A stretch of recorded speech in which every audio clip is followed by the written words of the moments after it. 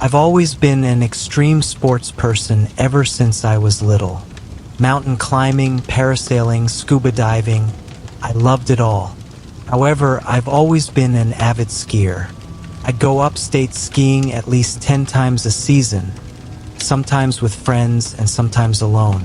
My friend, who I'll call Q, agreed to come upstate and go camping with me so we could do some backcountry skiing, which is basically skiing in the backcountry on unmarked or unpatrolled areas outside a ski resort's boundaries.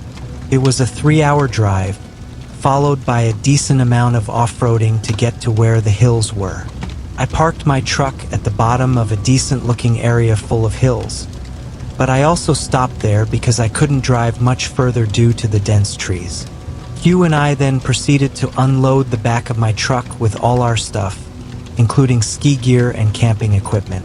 We hiked about a quarter mile, which was an incredible amount of work with all the stuff we were carrying.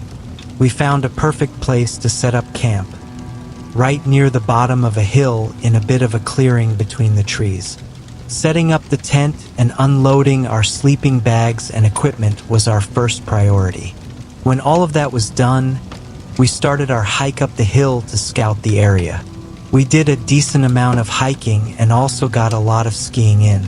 At one point, Q and I lost each other while skiing down a bigger hill. I assumed I'd meet him at the bottom or just find him eventually.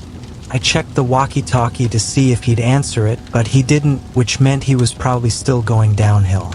At some point, while I was walking with my skis at the bottom of the hill, I ran into someone, another skier. He sounded very friendly under his ski mask, asking me where the best hills were and if we were camping. He had his skis strapped to his orange backpack.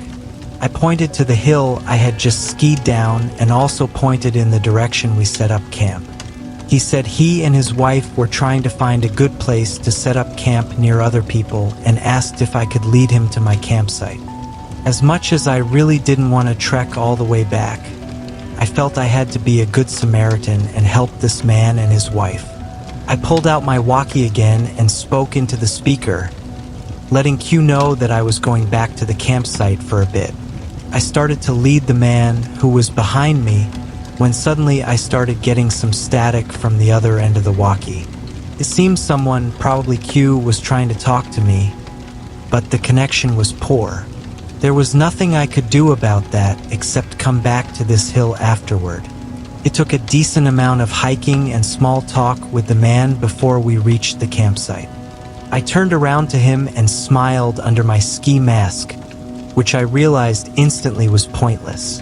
He sounded very thankful and mentioned his wife again. I finally asked him, "Where's your wife?" He didn't answer. Instead, he started to walk closer to me.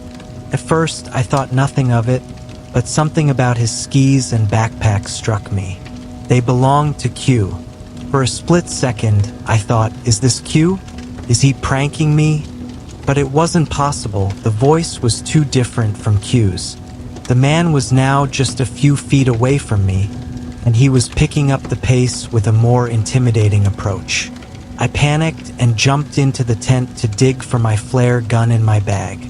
The man grabbed my leg, which was sticking out from the tent, and I felt a sharp, intense tingle in my leg, like a severe electric shock, followed by a burning heat.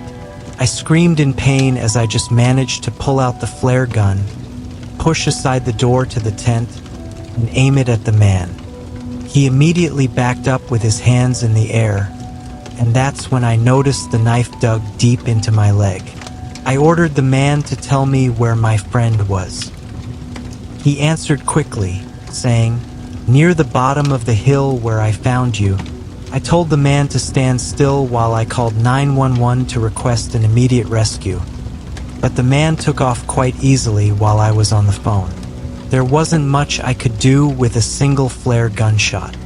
I felt like I was waiting there in the cold with my bleeding leg forever until finally, the reassuring sound of a rescue helicopter swooped overhead, and I shot my flare gun.